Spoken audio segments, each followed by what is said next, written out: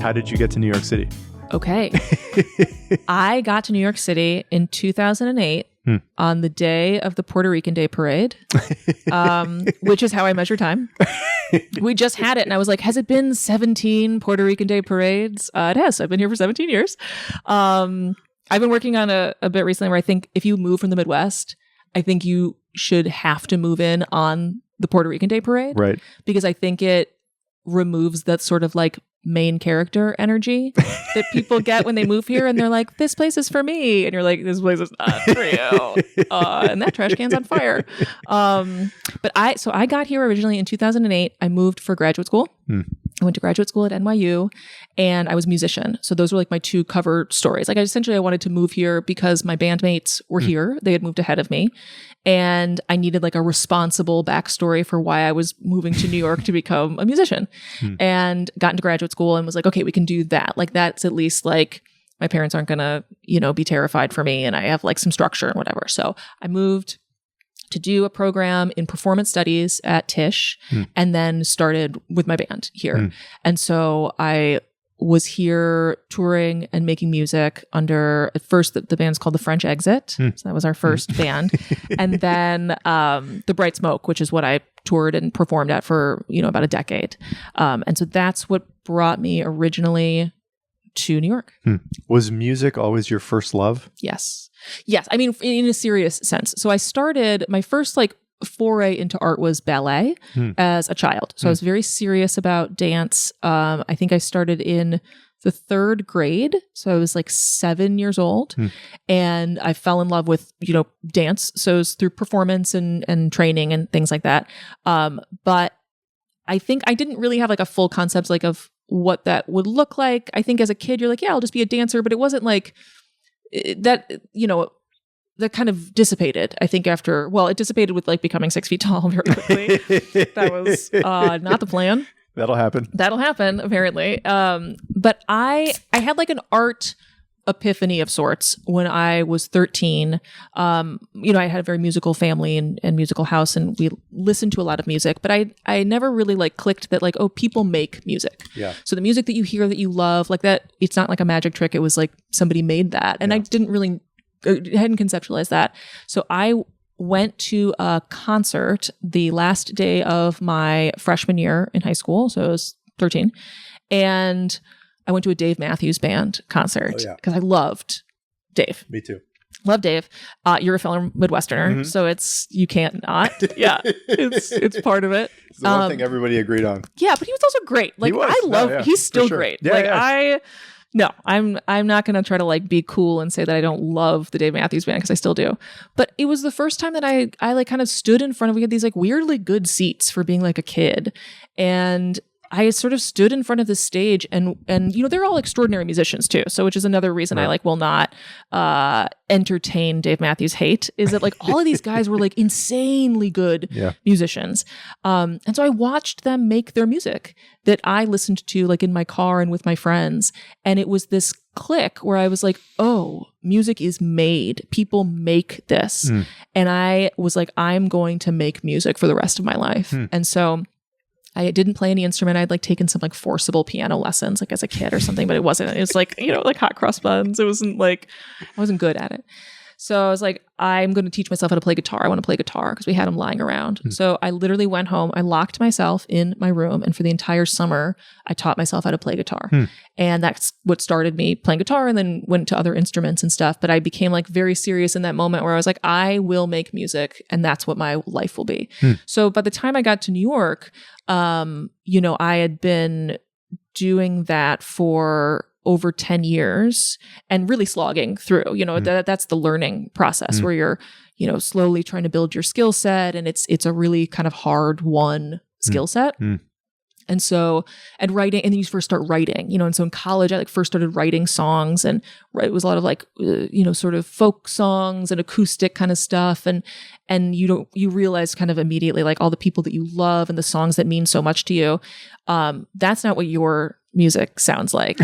It's not, it's because you, by the time someone's art comes to you, usually they are at a pretty advanced stage in their career.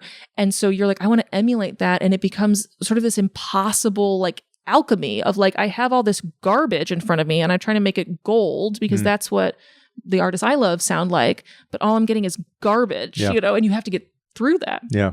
So I spent many, many years in college doing that. And then I played overseas because I moved overseas after college before I came to New York and played with other musicians for the first time. I'd never really played, like sat in with musicians. And I did that overseas. And that was a huge learning curve of like needing to have chops and not ruining everything for everyone and not being like the like weakest link in the group that you're playing with. And so by the time I came to New York, I mean, it still was like, I listened to some of the first stuff that I made when I was in New York and I'm like, oh God, but it was like, it's what has to come out, I guess, to get to the kinds of albums that you like or, whatever comes many years down the road. So yeah, I mean, that's what I wanted to do since I was a child. I wanted to make music and I did for a long time. What kind of music, I don't know if you knew this when you first started out, but what kind of music did you want to make outside of it just being beautiful? I definitely know this because I always heard very complex music. And this is why it's like, there was this like very lo-fi indie trend at the time when I moved, like very like Matt and Kim kind of like whatever. And I wish to God that's the shit that I heard because like if someone could just be like, I'm going to fuck around on the drums out of time. Like I wish that was the goal I had, but I heard very complex music that had like electronic mixed with, acoustic instruments, mixed with keys, mixed with like all this stuff. And it's particularly tough when you hear that and your technique, it takes a long time to get there. Your skill level has to take a long time to get there. So there was a very large frustration period of being like, I can't mentally and physically make the music I'm hearing, but I'm hearing it. And so there's sort of this torture that goes into it. And then you get a little better and you get a little better and you become more musically literate and you start to understand kind of how things are made and you start to get a little closer to those sounds that you want. But I had someone tell me very early on, and it was very helpful. It was a producer when I was writing my very, very first album who was like, you are not going to make the music you hear yet. That's fine. And it was like, I'd never heard anyone like articulate like what that frustration was because all I thought was like, I'm awful, I'm garbage, I'm whatever I can, and he was like, no, you're hearing music you don't know how to make yet. That's everyone's thing. It was nice to kind of like hear that recognized, but no, I heard very complex things. I wanted a lot of movement. I wanted a lot of instruments and instrumentation. It's very orchestral. It was very like composed and I'm self-taught. So I had to get there on my own. Yeah. How did that go? How did it go with your early bands, with your early work? Did you get signals early in your career that you might be onto something here, or was it a grind from the get-go? It was a grind. Yeah. From the get-go. We had like looking back on it, because I definitely have like I can't see the forest for all the trees sort of thing sometimes, especially when it comes to art. We had a lot of really positive stuff that was exciting. And I think at the time I was like, this feels like it's more exciting for other people. Like I would go home and people would be like, oh, I saw you in this magazine, or I saw this, or I saw that. And I'd be like, yeah, that's nothing. Who cares? That was my publicist. Like, that's not where I want to, what it was like. I couldn't like enjoy these little like, hey, you're doing okay. Yeah. Because there were other people who were doing way better. And there were other things that, it's like, it was hard, I guess, for that. But it was frustrating, I think, because I wanted I think more like gravitas. And then when you're also making art, you see how the things you think of as markers of success are actually made. So we had management and we had a publicist. That's how you get in things. That's how you get in magazines. That's how you get your singles, broken on different websites or whatever. That's how you get in festivals. Like, it's through representation.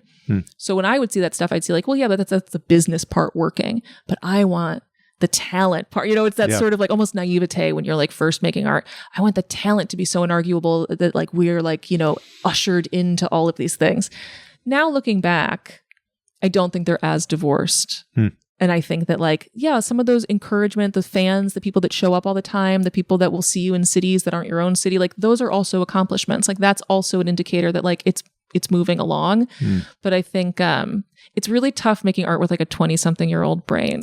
It's tough. It's really tough. And having done different types of art at different parts in my life, highly recommend not having a brain in your 20s. Like it's because it just, you don't know anything and it's just all feeling and you don't have enough, I think, life experience to ground you in like anything sort of real. How were you surviving at that time financially? How did you make it work where you could continue to pursue your passion, your art? So initially student loans. So I lived off of student loans when I was in grad school. I was in grad school for the first 2 years.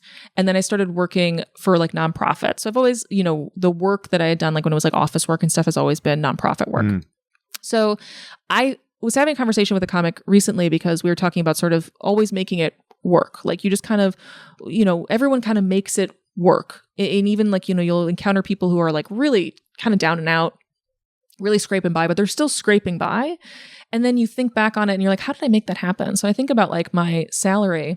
The first salary that I had was $36,000. So I was living in New York. I was on my own.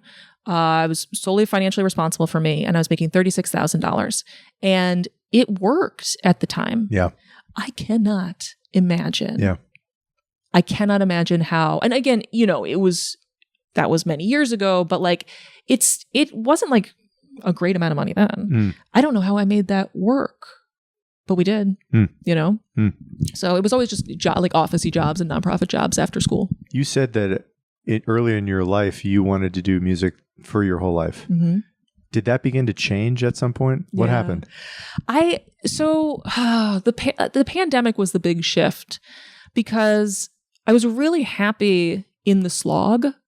We weren't like, RCA wasn't calling. Nothing, huge was. We were driving. We were making the music we wanted to make. We didn't have any input that we didn't want, which is like a very freeing position to be in.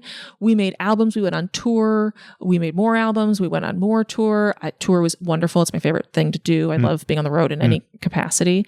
It was wonderful. And it was scrappy and very DIY. And I loved it for a very, very long time. And then in 2019, I put out my last album and went on tour. And I came back in the fall and had this moment where I was like, I think I need a break. I haven't taken a break since the day after the Dave Matthews concert when I was 13 years old. Truly though, like my brain, I just kind of... You were focused, put my foot on the gas and like had never looked back. Yeah. And sort of was like, I think I'm going to take a break, having no idea what was coming. And then it was like, let me just take a break through the winter of 2019 and maybe into the spring of 2020. Yeah. And then... Right. And so 2020 happens, everything shuts down. There's no live music. There's no anything for a really long time. And I thought, okay, I'll just put the music down for a little bit. And then I kind of didn't pick it back up. And again, the pandemic was also like people were, especially if you lived here, it was very different. It was not like a celebratory time. Yeah. It wasn't like a particularly freeing or like for me, like the art went right out the window. Like it just went right out my brain. And I didn't go back to music. And then a little bit more time passed and I didn't go back. And a little bit more time passed and I didn't go back. And I didn't know why. And then I had an opportunity to try stand-up, which I thought I'll do once. That's it. My producer, who I toured with and, is my sort of musical partner for almost all of my music in New York, had mentioned a number of times, he came up with a lot of stand-ups and he was like, you should do stand-up. And I was like, I know you're trying to say something nice to me, but we're in a studio making an album. So you can't tell me I should go do another, that's not being received very well. But he had said this many, many times. And I was like, no, I'm not going to start at square one when I've sunk so much into this other, like, I'm just not going to start over with something. And I just couldn't fathom being able to do it. So I had an opportunity to do it. And I was like, I'm going to do this once. I'll do it once. The world is ending. Who the fuck cares, right? Yeah. Like I'm going to be bad at it. No one's going to care. And then I can just go back to my normal life. And then that's just not what happened. So it kind of just completely changed the course of my life. And I never went back to music. I have all my stuff. I haven't written since then. Yeah. Tell me about the first time you tried it. So a friend of mine I'd taken a class. She was taking a class through the Comedy Cellar. And I was asking her about it. She's like, oh, I'm taking the stand-up class. And I was like, oh, is it? And I literally was like, oh, is it just like, is it terrible dudes? Right? Because I was like, is it just a room of terrible dudes? And she was like, no, it's not. Our teacher's a woman. It's a really interesting mix of people. People are really interesting and it's a really great environment. Like, it's actually great. And so I was like, oh, okay. And I went to go see her do stand up. And I just kind of I loved it. I was like, that's really fun. She's like, you should try it. You should just try it. So I was like, okay. So I signed up. I took this class from the same teacher at the same spot. And I loved the people that were in my class. A lot of them I'm still friends with, but I just it was such a interesting shift, and I loved the process of it. And the teacher was pretty intense about format. So it was not a free for all. It was really right. It was writerly. We are getting to the point. We are creating punchlines. We are understanding timing. We are understanding what's funny. We are being we're ripping apart what doesn't work. I mean, it was really it was a thing that really appealed to me. I think from that ballet music background, it was very technical. Yeah. So the first time was through the class, and it was at the Fat Black Pussycat, which is one of the stages from the Cellar. And I was trying to leave the whole time, genuinely. And I don't get stage fright. I've been on stage since I was a kid. It wasn't that. It was just this idea of I don't do this. Other people do this, and that's great for them. I don't do this. And my teacher was very enthusiastic, but I've been a teacher. You're always enthusiastic about your students. And I remember I was like, I'm gonna tell her I have COVID. That's it's such a good out right now, right? Everyone's got it. And I was like, oh, I should tell her I've got COVID. I can't go. And then I was like, no, don't do that. That's kind of letting somebody down. And she's put a lot of effort into helping you. So just show up. And then I showed up and I was like, I could still get COVID though. I still could use that even though I'm here.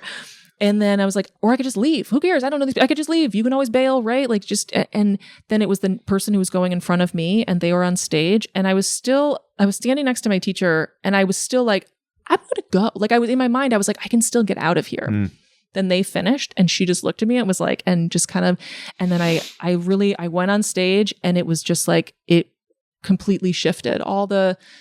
It shifted, and I just I loved it. I loved all of it. I loved being able to tell the jokes I wrote, and I liked all the different beats, because there is kind of a musicality to it. And so the way I see it a lot of times is there's lead up, there's intros, there's, there are beats to it, there's a chorus, there's there's it is musical. It felt very comfortable.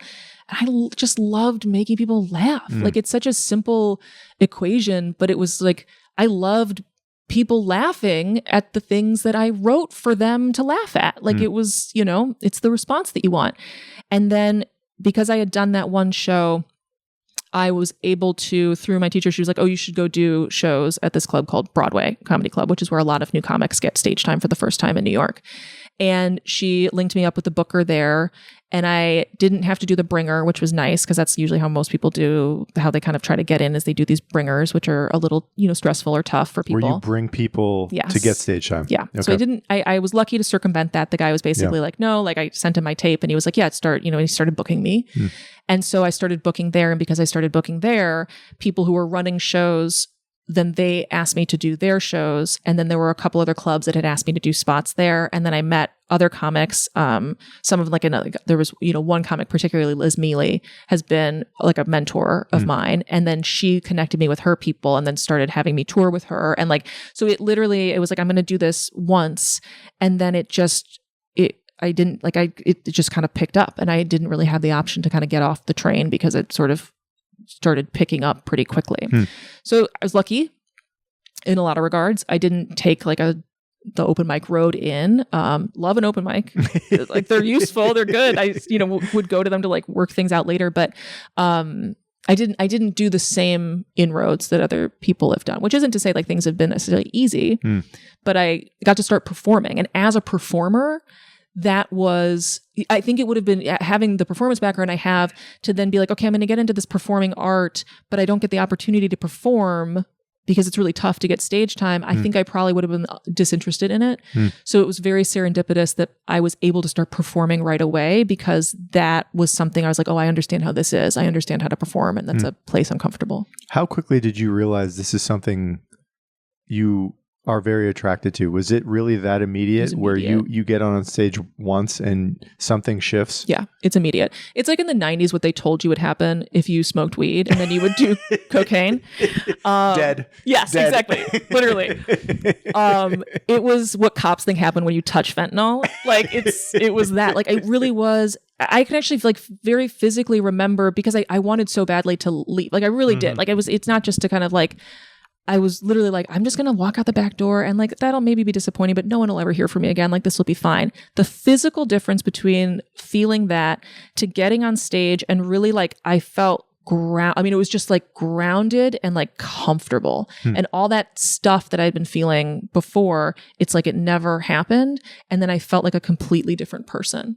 And I didn't used to feel that way when I played music, when I did theater, when I danced. It was completely different. It was like an exhale where I was like, oh, I'm where I should be for now. It was completely different than any other feeling I felt on stage. Is that feeling a feeling of calm? Comfort? Calm. How would you describe that? Yeah. Very calm. It just is like, I can feel it like in my like feet. I know that sounds like but it literally is like, I feel like I kind of can't get knocked over. Like I don't, I would experience this all the time when I played music, which is my hands would shake, which is not great when you play guitar, right? Like, but I would literally, and my legs always felt really wobbly and then it would go away, but it didn't matter what I was playing or how many dates I'd been on tour or whatever.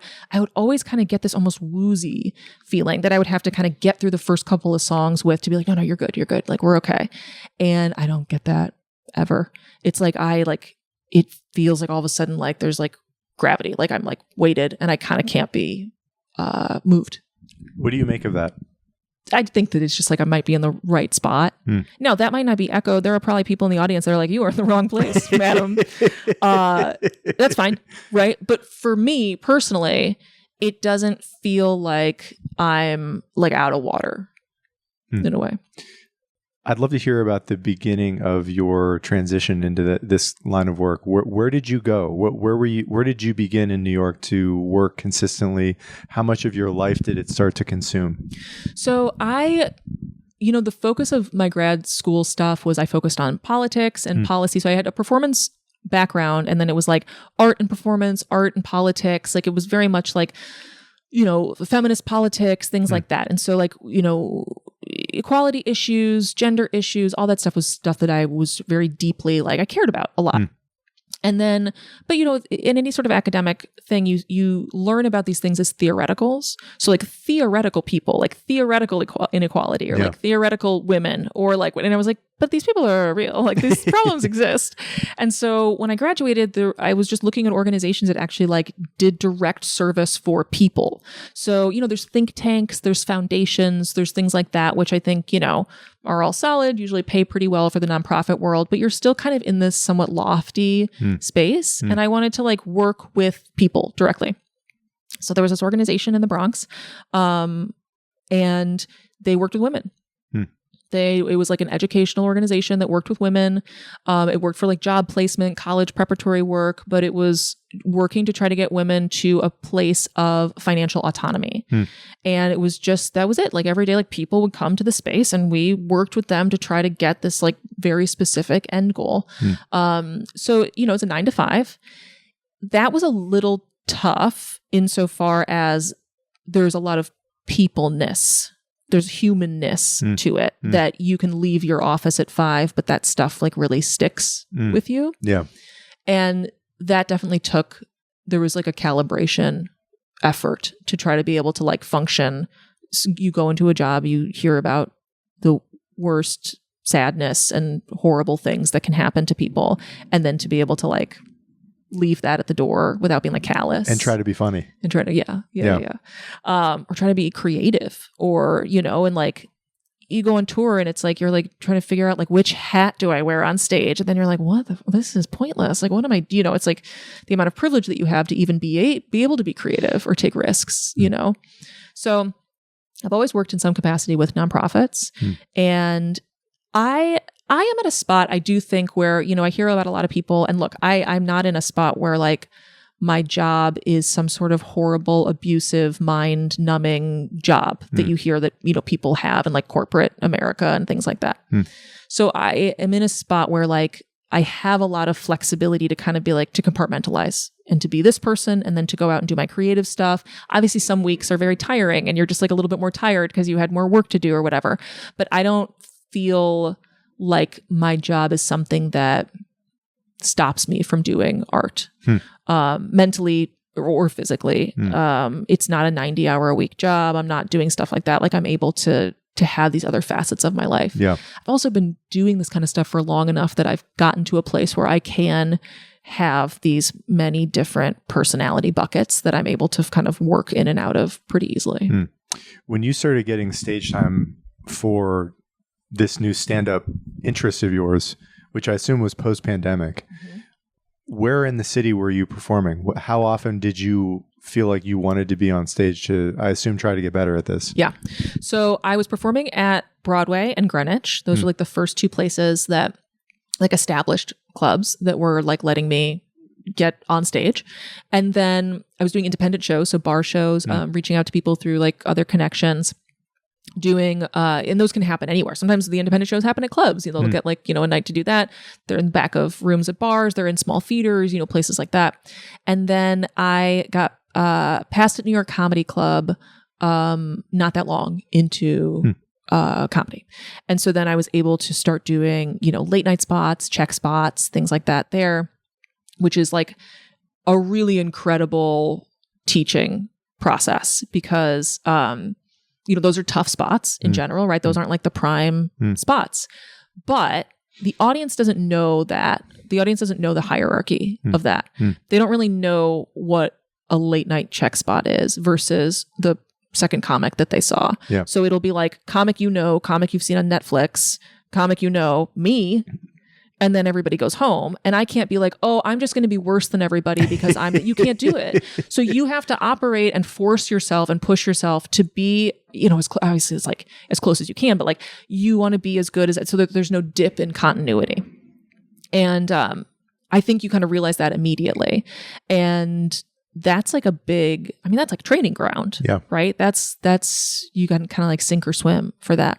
The other thing that was really helpful is I started getting out of the city very quickly. So I was able to tour with Liz and do some out of town stuff. I got picked up for a number of festivals. And so I got to see what comedy in Tulsa looks like. What does comedy in Akron, Ohio look like? What are we doing in Atlanta? How's LA? What's Seattle like? I mean, and it's really different place to place. And the first place I ever ate absolute shit, just bombed for 3 days straight, was my first time out of town. I'd done some stuff in Connecticut. I'd done like just sort of the circuit of like tri-state, but leaving New York, having this idea sort of coming up as like New York comedy, what works in New York, got on a plane, went to Ohio, ate shit for 3 days straight, and was like, no, I don't think you guys understand. I'm very funny.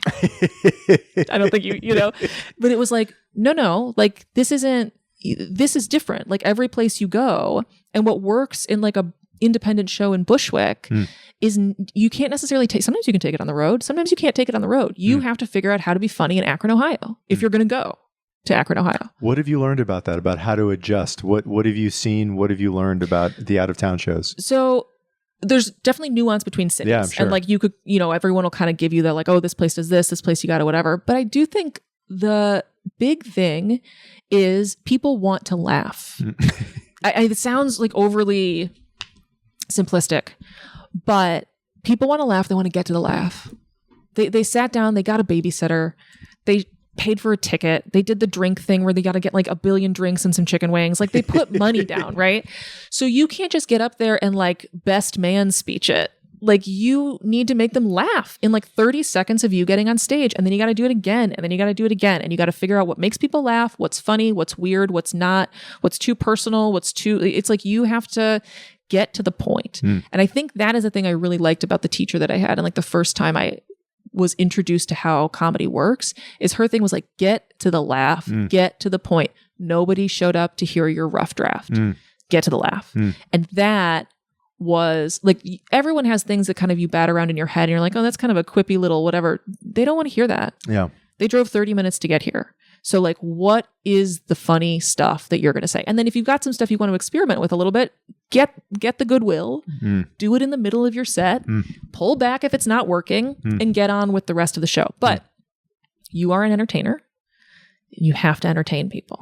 And like, that's an important lesson. Yeah. And I also think the other thing was the more established comics that I was around, I think the general vibe of the people that I was like learning from, they were not these people who were like, oh, I'm too edgy. Nobody gets me. They're just, the audience wasn't ready. They were very much like, no, it's on you. And that's important though, because I think you can get kind of like sucked into your own ego. Yeah. Where like, if you get off stage and you did a bad job, you got to be able to be like, yeah, I did a bad job. All right, let's figure this out. There are like shitty audiences. I mean, there are definitely like, but like, you know, a lot of times you can fix it. I wonder, this is fascinating because I'm wondering if comedians who tour are some of the, and musicians who tour are some of the rare people who get to experience large swaths of America and many different cultures. I mean, to me, America has many countries within it. Totally. And what people laugh at in some ways is a representation of that mini culture. Totally. I'm wondering if at this point there are any observations you have about, for example, the difference between what people laugh at in Ohio versus New York. There absolutely are. And look, I have some thoughts about this idea that like you should be undeniable. That's a big thing where people are like, you should be undeniable. You can go to any club, anywhere, and everyone loves you. I think that's bullshit. I think if you're for everybody, you're probably not that good. Yeah. Sorry. And we have these people that we exalt, but those people, I don't actually think the people that we exalt as comics could go anywhere and do. They might like be able to kind of salvage it, but there's going to be places that's not who they are for. Yeah. So there are definitely places I am not for, and like people don't. And that was one of the things, you know, I had a lot of these kind of jokes about being a New York Jew and being a feminist or whatever. And you know what they love in Akron? Not Jews. Okay. Is what I learned. Not their favorite. There's some other stuff that they're really into, but it didn't work.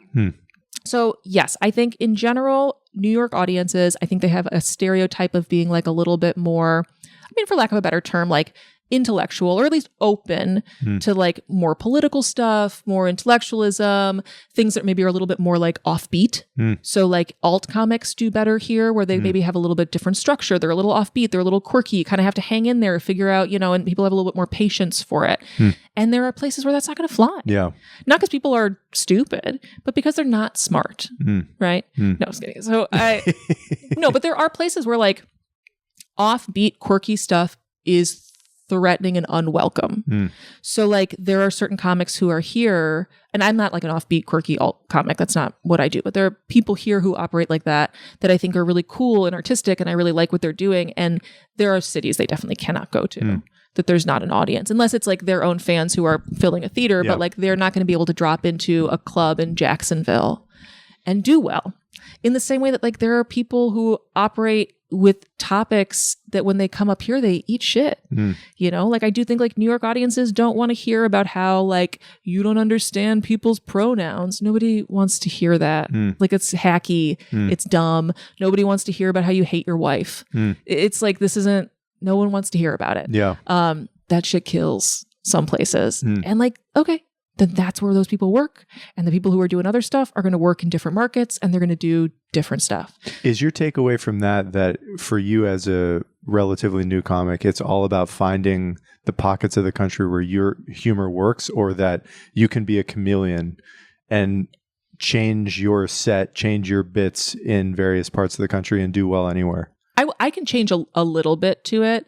I personally, I was actually just having this conversation with a comic. I think most comics can figure out the math of the joke. So we could get up there, take a joke that, you know, has its heart in one way and manipulate it to get a laugh in a place that maybe isn't like on board with like what we're thinking or how we're feeling. I don't feel good when I get off stage when I've done that. Like I can pander. I've been a performer a long time. Like I can pander to an audience that scares me. And so I can get off stage alive, but I don't feel like good artistically about that. And like I might get laughs, but like who cares? And I think I've gotten more towards that than like initially, where I'm like, no, you just have to do really well, get all the laughs that you can. And now I'm kind of like, I don't want to. water something down or take out a line that was kind of the heart of what I was trying to write because it's going to make those people upset, but then I'll get a laugh by sort of like hedging my, point a little bit. I don't feel good when I go home after that. Like the laughs aren't like, they don't feel like a win. Yeah. So I think that what it kind of comes down to is branding who you are, because there are people for you all over the country. Like there's no swath, I think, of the country where there's only one type of person, truly. But I do think you kind of have to, like, that's where like branding the kind of comic that you are is helpful, because then the people that are like that or do want to hear that will find you or whomever it is, and then they will come out to your show, or they will, they're able to kind of seek out what they like. That's not new. Like that's the whole like Larry the Cable Guy brand, like Kings of Comp, that's all branding. Yeah. That's so you can see that and go, yeah, that's what I think is funny, or that's how I look, or that's what my buddies laugh at. Let's go to that. And it's for you. And I think that just like being able to kind of brand yourself so that you don't end up in like a biker bar and you're like, which I ended up in recently in Oklahoma because of a friend of mine who runs a show at a biker bar. And I was like, this is going to go poorly. And it went poorly. Right? So it's like, I think there's that, but I would rather do that than kind of change the heart of what I'm doing just for like a laugh. Because then it's like, I don't know. It feels gross when you're done with it. Do you have a sense right now of where your comedy kills? Like where you really like you found yes. your niche? Perimenopausal women on like a girls trip. Those are my girls. Love it. Right? I love it. Those are the people that come up to me after shows. Those are the people that are in my DMs mostly, which is great. Those are the people that will come up and they'll share things about it's women. It's mostly women. Some older women, but then like I've had like some younger women, but it's like women, I think in their like mid 20s to mid 40s are the people that I hear from. They share things about their lives, like what's important to them. That feels great. That does not mean that like men can't come to my show and enjoy it, or older people, younger people. It's not like a hate rally, that I'm like, but it's nice to kind of like have a shared experience, and that the people who are also having a similar experience can kind of like, I don't know, get something out of that or feel seen or like feel like someone, I don't know. I think if you go to a lot of comedy shows, like it does skew pretty male, which is fine. But if that's just not your experience, then you can kind of watch that and go, okay, yeah, that's funny. I enjoyed that. But it's nice when someone gets on stage and they experience me. You're like, I have experienced. Like, it's nice. It's how we connect to art, Yeah. And it feels like, oh, like I'm welcome here. There's like something for me. That is absolutely, I would say, most of the people who will either seek out tickets or come and find me, or in whatever capacity. And I love that. I think it's great. How about regions of the country? I mean, there are women of that description everywhere. Yes. But are there cultures or regions of America where you particularly think that your brand of humor about that age range does better than others? I think cities. Okay. I have noticed, but like cities all over the place. I've had good feedback all over, like Chicago, Detroit, New York, LA. But I've also had good stuff in like Oklahoma. I love Oklahoma. I love doing comedy out there. It's wonderful. Really good stuff in Georgia. North Carolina, the South has been nice. But it does seem to be around cities. I think that I probably have more in common in terms of lived experience, because that's also just like where I've lived and what's shaped my worldview and like who I am, which again does not mean like someone who's not in that experience or like from a place like that couldn't enjoy the show. But it's just the life I've lived. So it's what I talk about. I don't know. You used the word focused earlier to talk about what I always think of monomaniacal, somebody who's just like, I get like this with things too, completely committed to something that you're all about. And it sounds like music was that thing for a long time. Do you feel like that is that same, I don't know if obsession is the right word, but that same drive, the focus is there for comedy? Yeah. It's, I think of it as being like myopic, right? Yes, that is a personality trait flaw. I mean, it depends on what side of it. It's used. Yeah, it depends on who you are in my life when this is happening. I've always been that way since I was a kid. I would get a thing and that would become life. And then I would get another thing and then that would become life. And sort of following things to their extremes. Yeah. So I enjoy extremes in like a very Midwestern way. Because it is still like, still legal. It's still legal. I am like kind of risk averse. I'm not like a reckless person, but I like a full immersion into things. I like extreme things that I can just become completely enveloped in. So dance was my first artistic love. And there's really no way to do classical ballet without that. That's the nature of it. You become completely obsessed with perfection in this thing that you can't ever truly perfect. And that's the love of it. And I got really into that with theater and with art. When I was here in New York, I got into the Iron Man. That suits my personality. Sure. It's like it's very extreme and you can spend hours and hours and hours doing it. And it's very difficult to kind of do it half-ass. Yeah. And that was music and it's now comedy. And as I have gotten older though, I will say like, I am trying to be like more of a person about stuff. I mean, like truly. Less insane. Kind of, yeah. And that like, there is a joy in like, not having stage time every single night. I don't have to say yes to everything. I don't have to do stuff that is like kind of like, oh, this is going to be exhausting. You know, and like a little bit of discomfort is fine, like, or a lot, just depends on what you're going out for. Yeah. But I'm now at a place where I'm looking at a schedule. Like I got an offer for something recently where I'll be vague about it, but it was basically like kind of a game show TV opportunity, but it felt really like debasing. But it was with a major network. And it was like, oh, this is going to be such a great opportunity for you. And I was like, I think I'm going to hate myself for doing this. Do you know what I mean? I'm going to say no to this. I don't think that's what I do. I don't want to do this. I don't want to put my name on this. I think it's going to be exhausting. I think it's going to be, no, I don't want to do it. So I'm trying to like get a little bit of that. Yeah. Learning to say no. Learning to say no. And really kind of like cultivating, like there's this Patti Smith quote from her first book and she was talking about how like, I got to see her speak about this. It was a cool like book talk and someone had asked her like, what advice do you have for young artists? It's what everyone, any well-known person that's like, what do you, advice for comics, advice for musicians, advice for whatever. And she said, build a name for yourself, build a good name for yourself. And the only things like, and basically what she meant is like the only stuff attached to your name are the things you want attached to your name. I really liked that because it's like, yeah, I like that. I don't want to do like a game show that just has like fat jokes. I'm going to say no to this. Yeah. Go with God. Like that's for somebody else. Totally fine. Those things exist. I don't want my name on that. Yeah. Or if it's like, hey, will you do this show? It's upstate. It's a 7-minute spot. There's no pay. Nope. No, I'm not going to do that. Someone local should do that. Like that could be an opportunity that's really great for somebody else. I'm not going to do that. I think that that's going to cause me more strife than it's worth. What does a good to great opportunity look like for you these days? That's a great question. So something newness is very interesting to me. A new comic I've never worked with, a new venue I've never been at, a new market, new city I've never been at. That's very exciting. And I would say anything that scares me a little bit, I like.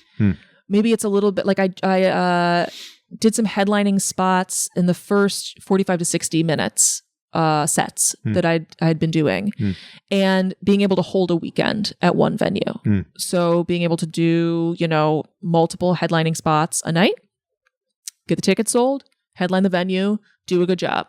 I'd never had to do all of that in one thing. And that was a really good opportunity because it was like, you have to be a little bit better than you've been. And it scares you a little bit and you're not 100% sure if you can do it.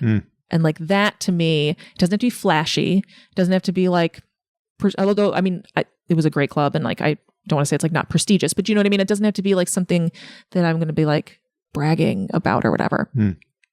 But that, I think that criteria is very interesting to me right now. So like, working with a comic who's not someone I know, who's not impressed with me, I have to kind of earn that a little bit. Like that feels a little out of my comfort zone. That would be a great opportunity. But I think that's what it is. It scares me a little bit. I'm not 100% sure if I can do it. What impresses you in comics? I mean, what qualities do you notice in people where you see them and you're just in awe of how excellent they are at this work. What I don't know how deeply you've thought about that, but what have you seen? Yeah, absolutely. So we were talking about this a little bit before we started recording, which is the idea of like, if you do any kind of art, you see all kinds of stuff, and a lot of stuff you're like, that's good. I like that. Yeah. And it's rare that you're like, wait, what is that? What's that? What's happening? Like something is happening right now. So I think about this when I experience this with comedy. I think I like to watch people's brains work. So when you encounter a mind that is working in a way that you're like, my brain would never work, that my brain would never put those things together. It would never say those things. It would never, like, there's that, I think, because you see a lot of people do the joke. The joke is funny. Okay, cool. I like the joke. The joke was silly. The joke was dirty. The joke was funny. It's like, I got to laugh. That made me chuckle. And then every now and then I will see someone where I'm like, your brain is different. And that to me is very thrilling. And it doesn't have to be like, they're doing like hard hitting political, whatever. Sometimes it's silliness that's configured in a way that I don't think, or a very common life experience that I've experienced, but they're experiencing it in this way that is like, it is, you would never get to that conclusion. That to me is like, that's really thrilling. I love that. And it doesn't matter. That could be like someone at a theater doing the Beacon. That could be someone at an open mic. Like it doesn't, I think anytime I see it, I get this sort of like, like it's this excitement. You said earlier that you thought you would do music for the rest of your life, and then there was this hard stop in the world in 2020, and you haven't picked it back up. What do you make of that transition now, a few years later, of what happened? I am reluctant to say that I don't do music anymore because I think I'm like, I don't want that to be the case. So, and there's like a grief to that. So I think for me, it's okay. I've made peace with it because in my mind, it's not dead. And comedy is a new unlocked thing. I've unlocked a different art that I'm now able to like do. And so I think when I think about it that way, I don't have to like grieve one, and there's not like a sadness to it. But I think it gave me a little bit of wariness of having that all in, have like, I know exactly what my life is going to be, because I was like really, gun to my head would have said, I'm going to be a musician forever and I'm going to make music in this way that I'm making music forever. And I was wrong. That's not what happened. And so now I think about comedy and I don't think about it the same way. I'm not like, I'm going to be a comedian until I die. This is all I'm going to, because I learned like a pretty tough lesson. So when I think about the longevity of it and like what I want to do and how quickly something changed that I had no idea would change for me, I think I have more of I'm doing comedy now and I don't know what I'm doing in the future. I don't know like what that means for the art form for me later on. Do you think in retrospect you were at least somewhat exhausted by the musical duration? Yes. In retrospect, and that you were kind of needing something new that you weren't giving, perhaps just out of habit and consistency? Yes. Oh, 100%. Yeah. Yeah. It was like an escape valve, right? Or escape hatch or whatever for comedy. Well, before comedy, there was just nothing though. That's the thing, is it was music and then it was nothing. And like, I think your observation is 100% because nothing happened. So like, if that's where you're going into, then there's something that's like not super functional or healthy. The other thing that is different, I think, for me about music is that I wrote music it was in a cliche way, but it was real, which was I could really only write when I was very, very unhappy. And so I wrote music from a place of deep unhappiness. When people would be like, I wrote a love song, I'd be like, what is that? Because you're heartbroken? And they're like, no, I'm in love. I'm like, I'm gonna need you to explain what this is. Or like, but when I would hear, I mean, this came in the news recently because he passed away, but like Brian Wilson, and you hear these, you hear what he composed, and it's so saccharine, and it was interpreted by so many people as very, very happy, because that's really all that would get played. Like they weren't playing a lot of like goth didn't exist right at the time. Yeah. And it was from a place of unfathomable misery that he created. And it was these beautiful, like dulcet tones. And that, when I like learned, I remember listening to Brian Wilson a lot in college and learning about, and just like, and then Smile had come out. It was just like this, he was an important musical person for me. And really like felt very like kindred to that. Like I really understood what that was, that really no matter what was coming out that he was creating, it was from this, that was the driving force. And that wellness for him was like the greatest threat to his creativity. And I was like cognizant of that like I would put myself in these situations when I was making music where I was very miserable, and I would perpetuate misery and I would perpetuate all this unhappiness because not having it was the greatest threat. And so, you know, there's an end game to that. Like there's an end time to that. Like that's not a sustainable practice. It's not evergreen. And so I think, yes, when I got to that point in 2019, there was also this kind of reckoning of like, I don't want to be a miserable person. I don't want to do that. And I've noticed with comedy, what's interesting is that when I am like, you know, the world's pretty shitty right now, when I kind of get caught up in that and really thinking about that, there's not a joke in sight. Yeah. I don't have anything fun. Like I have to be in a place where I can at least experience some kind of joy or openness to the world. That's when I write jokes. So the only way I'm able to write what I'm writing now is when I'm not miserable. Yeah. And in a way that I feel like could, you know, there's like a salvation in that, right? That's not going to like bring you to your end. Yeah. You have really committed yourself seemingly to the arts in your whole adult life, your life and your adult life. And you've been in New York for a while. 17 years. 17 Puerto Rican Pride Parades. Yes, if we're measuring on the Gregorian calendar. Yeah. There is the stereotype of the starving artist, the suffering artist. I'd love for you to comment on anything you would like related to whether you regard those 17 years as being a sacrifice filled with hardship or not. I don't know how you think about mandatory suffering for somebody who is drawn to be a creative person, especially in a place like New York City. So I am not of the belief that you need to be a traumatized, unhappy, you know, I'm not. I understand that is where a lot of stuff comes from, so I don't begrudge people their misery, their unhappiness, their trauma. But I created art from a place of that I had a self-perpetuating unhappiness and what that is.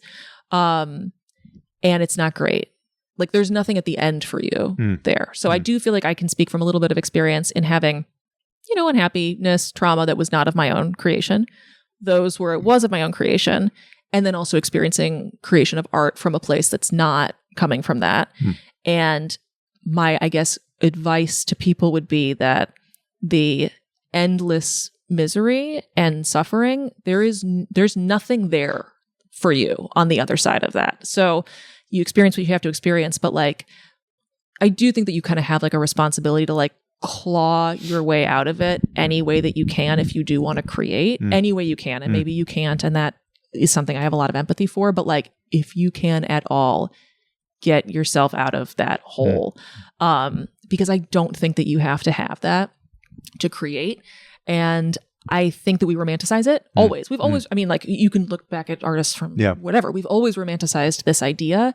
And I think sometimes it gives people a disincentive to get themselves out as much as they can, or it gives them like they feel maybe like they're not valid if they don't have that. They're not walking around with that. But I have some of the best comics just from a comedy standpoint, because we definitely do this in comedy where it has to come from this dark and, you know, tortured kind of place. And there are definitely those comics and they've created great art. That's fine.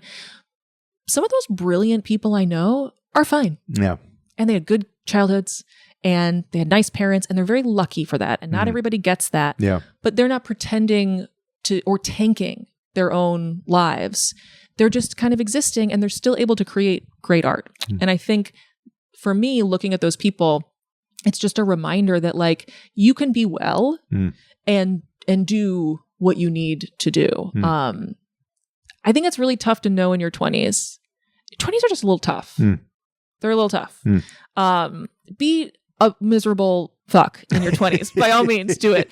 I just want to let you know that if you're bringing that into your 40s, things are going to get exponentially harder for you on so many different levels. So like you do what you got to do, but like, oh man, I do think that like we just have a responsibility to ourselves to try to be as well as possible. What are the best ways you've seen for people to help themselves crawl out of that in your life? Some of mine are not, I think, the ways that most people will say therapy. And I think that's great. I mean, whatever resources are available to you, do. I have never gone to therapy. I did like a couple stints. I like tried like one therapist. She was very sweet, but I was like telling her, she was asking me stuff about my upbringing, and I told her, and she was like, "Oh, that sounds really tough." And I was like, "I'm out of here. I don't like all this agreement shit." It really doesn't. It's really tough for me. I never really like took to it, but it has saved people's lives. Yeah, the people who I know. So I would say whatever resources are available. That could be medication. That could be non-traditional medicine. That could be whatever. For me, the thing that was really helpful was being around and in community with healthy humans, and not like Maha health kind of stuff. But do you know what I mean? But people, like, we're not, just all like rubbing ourselves in peppermint oil, but like people who they want the best for you. They're good people. They're like solid people. I think there is something about having people that want to see you succeed or want to even see you live or live well, that those were like salvation points for me. Like those people were like truly allowed me to also be able to do that. And they kind of show you a primer.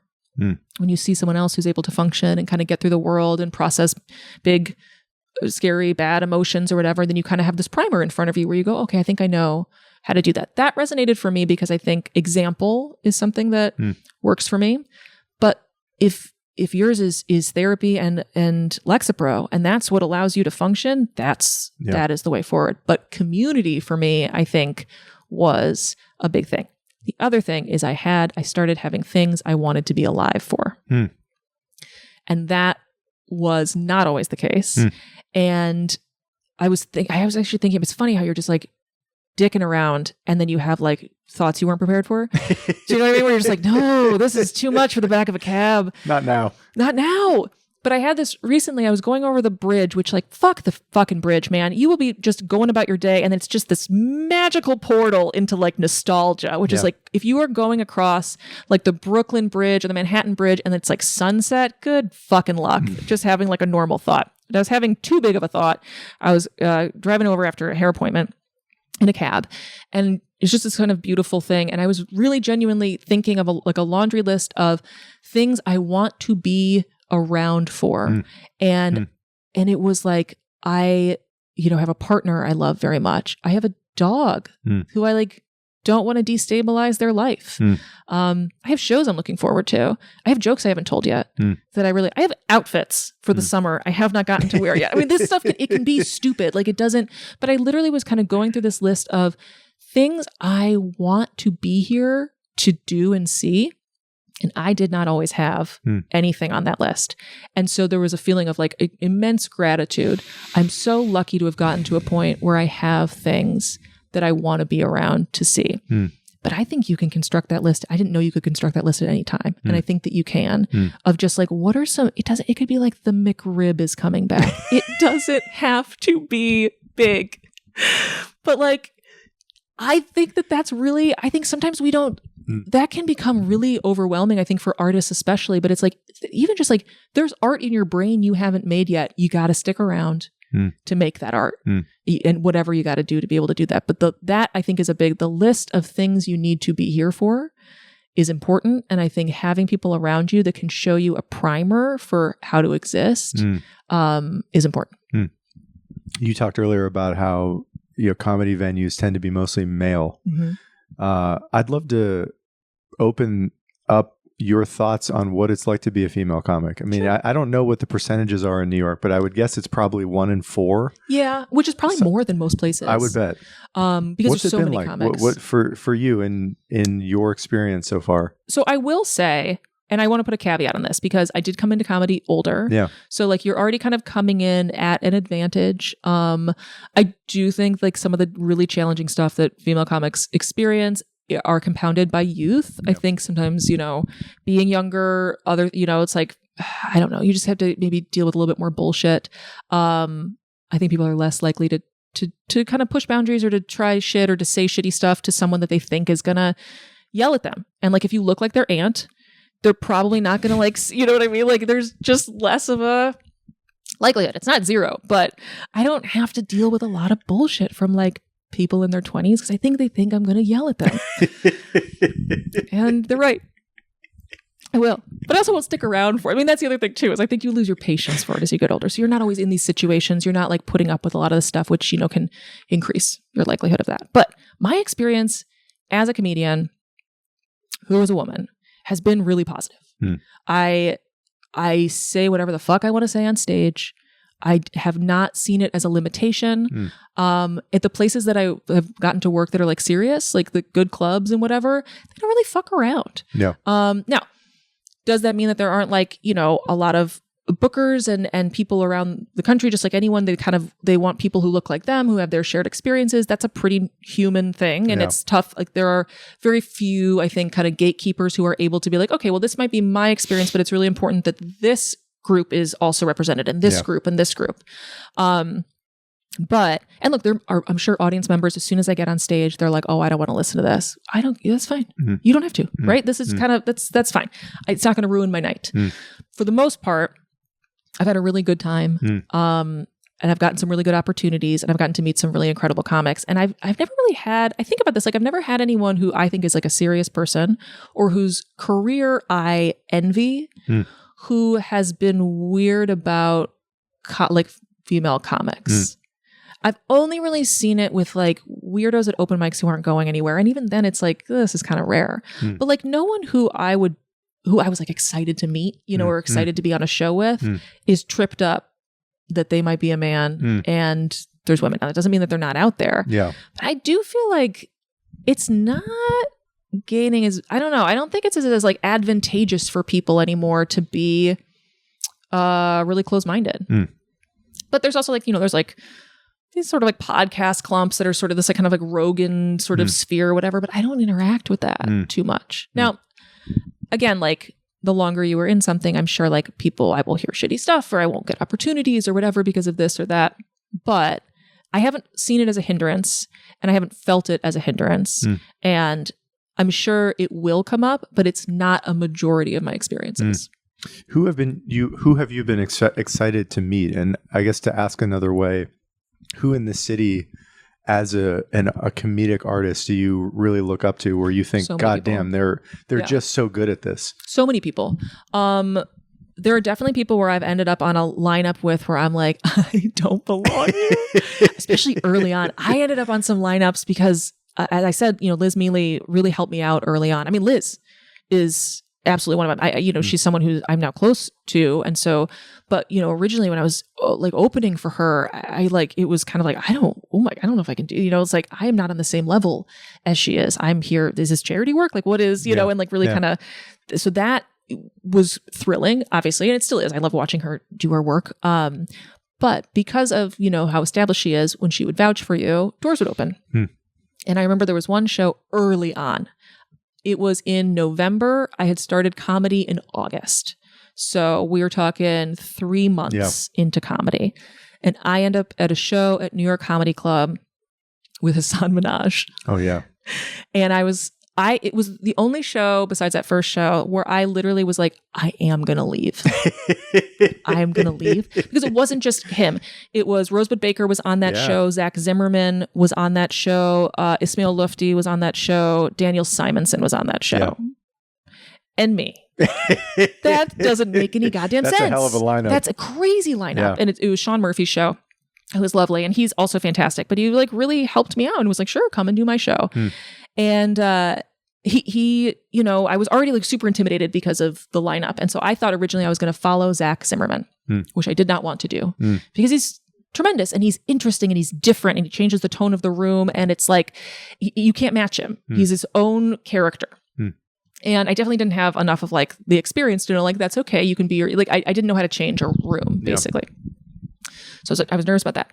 So then Sean comes up to me and it's like kind of loud. I can't quite hear, but I can get what he's saying is basically, you're not going to follow Zach anymore. You're going somewhere else in the lineup. And I was like, great, love it. And then he puts me and he's like, there's a guy and I can't really see who the guy is. He's pointing to the guy. It's kind of dark, and I can't really hear him, but you get it. You understand when you're getting bumped. Like, you know, the general, whatever.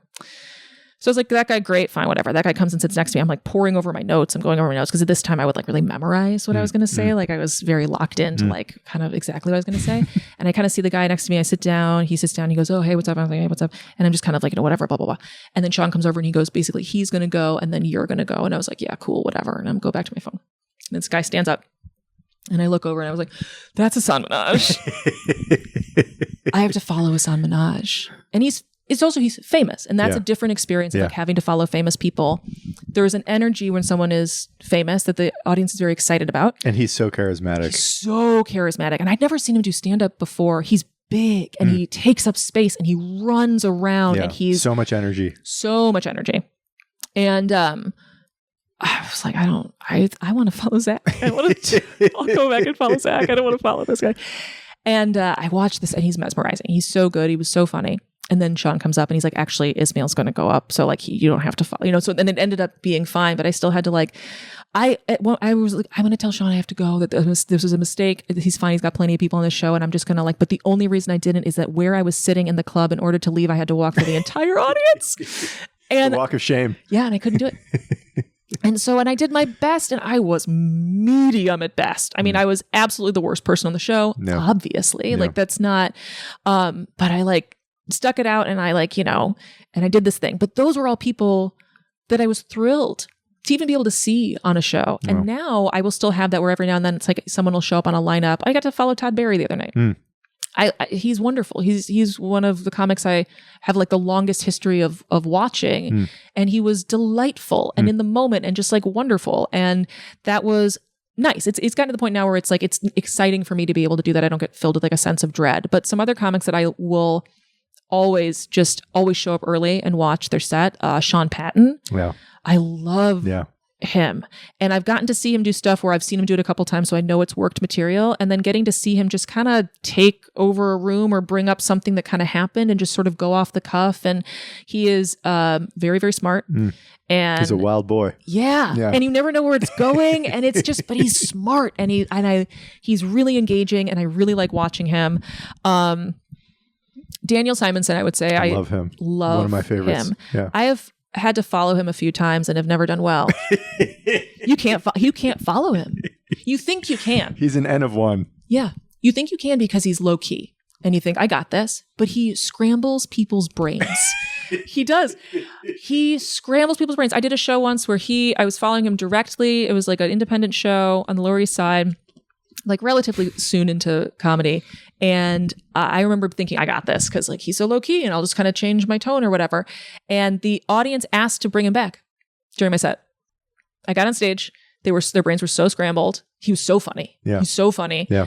And then a few minutes into my set, a guy was like, can you bring back the other guy? And I was like, yeah, man, I want that too. I'd rather be watching Daniel than doing what I'm doing right now. I'm with you, but no, I can't. Do you want me to Instagram him? I could see if I could DM him, see if he'll come back. I also don't want to be here right now. Like, but he's someone I find eminently interesting. I'm trying to think if there's like who else I get like really excited and like thrilled to watch. I mean, we were talking about her show earlier, but I love watching Chloe Radcliffe. Yeah.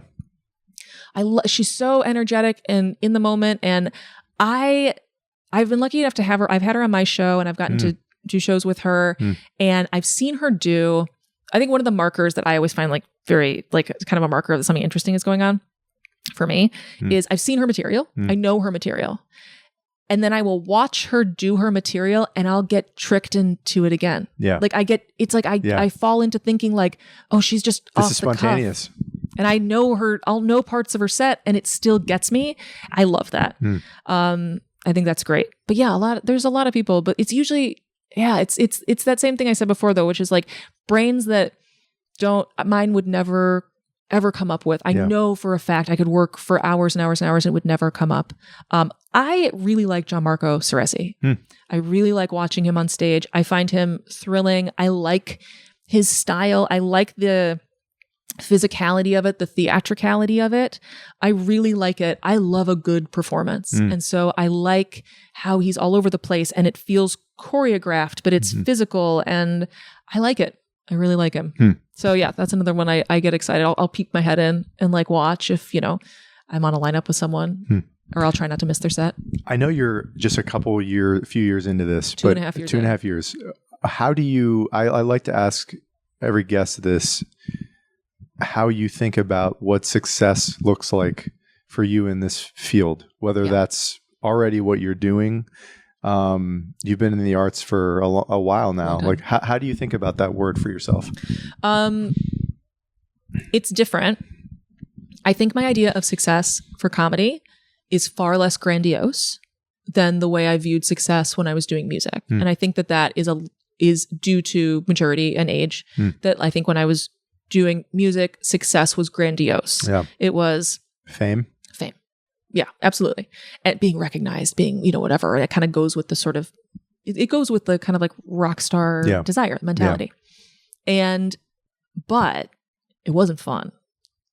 Music was fun. Pursuing fame, which I definitely did. It's a bitch. Yeah. It's not fun. And debasing. It's never you enough. Used that word earlier. Debasing. That's how it sounds to me. It's debasing and it's never enough. Yeah.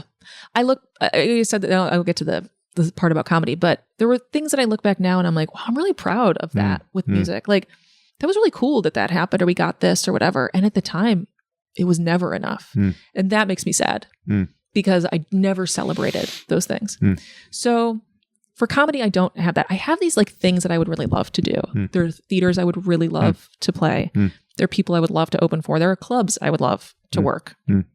But I do think the days where I feel successful are the days where a thought that was entirely my own, through my own brain, crafted a joke, I told it to people, and they laughed at the rate. It was more than a chuckle. It wasn't just okay. It was like it worked.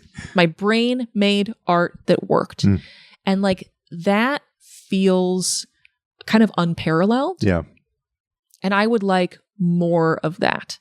I think about like being able to leave my job, or being able to make the money and more that I would make. So I would be able to like have that financial security that I have just by like working a normal job. That is a marker of success. Like all that would be great. But it would also depend on how I'm doing it. I don't want to like host Who Wants to Be a Millionaire. Like I don't want to like, there's all kinds of ways that you could do that. If I could just do that with my brain and then just go places and have my thoughts translate to humor for people, like that really, I can feel that feeling like it matters. Yeah. Yeah. Because I know enough. I know that like there are, would it be like amazing to like be at the cellar or be at the store? 100%. I think that would feel really good until it would feel common. Because it always does. Yeah. Or like, could you do the Beacon? Would that be incredible to have your name on the marquee at the Beacon? Totally. Until it wears off. So like it's like goals are good. Like those are great. Have big, grandiose goals. But success, I think, is different. And I think for me now, success I would like to have like a quality of work that I'm like really, really proud of consistently. Last question I'd love to ask. And you talked earlier about advice, people asking for advice, and that you get DM'd sometimes, it sounds like, with people asking for advice. What advice would you give your younger self or a friend who is just entering the comedy world in New York about how to do this? What tactics, lifestyles, habits you would suggest for people who want to be an artist in this way? So I have two things that I think, and like, I do think I have two things. One is I don't think you should go into comedy young. I don't think so. And then I say that having like, someone like Liz Mealy or whatever who went in very young, but like she'll also maybe tell you the same thing where like, I think like a lot of what makes things work is having like lived a life. Like go live your life, because if you're very young and comedy's your whole thing and open mic's your whole thing and those are all your people, and I get that, and it's a community and it feels important, but you're almost certainly not going to be talking about anything interesting. Like go live a life, have a life, have a job, have a different friends, go try, just do whatever, but like go do something else so that you have something interesting to say. I also think that you shouldn't model your path after anyone. I think that really kind of holds people back, or it makes people risk averse, which is this idea like, okay, I have to do open mics for 10 years because I heard someone say it takes 10 years to get good. And then you get, and I should only do this because I've seen this person do this. And I think that following in the path of other people really holds people back. And it's not true. It's just not true. You can get to this in a million different ways. And I would not take advice from anyone whose career you don't admire. Because that's the other thing too about like, what advice would I give? Part of it is like, don't listen to people's advice. But like, if you don't want to be that person, I wouldn't take their advice. Also, if you aren't that person, and I think that's something that it's like, if, you know, let's say like Bill Burr is like your idol and he's fantastic, right? He's like, if you just in terms of technicality and like what he's done, like he is a great person to like idolize. Sure. If you are not like a Gen X white dude, then like his path may not work for you. And so I think that like this idea of like who you have to model yourself of, if you're not that person, that might not be a path for you. And you may have to be the first person to configure your path. I think about, there's a comic, Naomi Ekperigin, who is very, very funny. Started in New York. I think she's in LA now, but was like, has like gotten like a lot of accolades, and she's like very funny. And I was listening to her on, I think it was, might have been Maron, on Mark Maron's podcast. And he asked her like, oh yeah, so did you do like bringers and were you doing open mics? And this is when I first started. I had seen her on David Letterman's like My Next Guest or whatever that thing was that he was doing. And he did some stuff with comics. I loved her, looked her up, and listened to this episode. And she was like, no, I didn't do that. She's like, I didn't do bringers. It didn't make sense to me. I didn't like the idea of it. She's like, I think I went to some open mics. I just started doing shows, asking to be on people's shows, just do it. And it was like, oh, she just did her. And she started when she was a little bit older. She is a Black woman. She created her own path because I think she probably was like, well, I don't think that's for me. And those people don't seem maybe necessarily to be boosting people like me up. So I'm going to have to go and do a different route. And she did. And she's done very, very well. I liked that though, because I was like, oh yeah, you can just make your own way. So I would be very wary of anyone that says you shouldn't accomplish things early. You should slog. You should run your wheels, right? And like spin your wheels in the mud. I don't know about that. I definitely got told like, you shouldn't apply to these festivals yet. You shouldn't ask people for this. You shouldn't do that. You shouldn't be out here doing that. And then I just did those things. And you can just go do those things. And it's going to save you some time. So I don't know if that answers the question. Custom tailoring it to yourself and getting after it. Yeah. And anything that's like, don't reach for that. Don't do that. Don't ask for that yet. I would be very suspicious of that kind of. Yeah. I love this. Mia, thank you. Yes. Thank you so much. Yeah. Likewise. Thank you.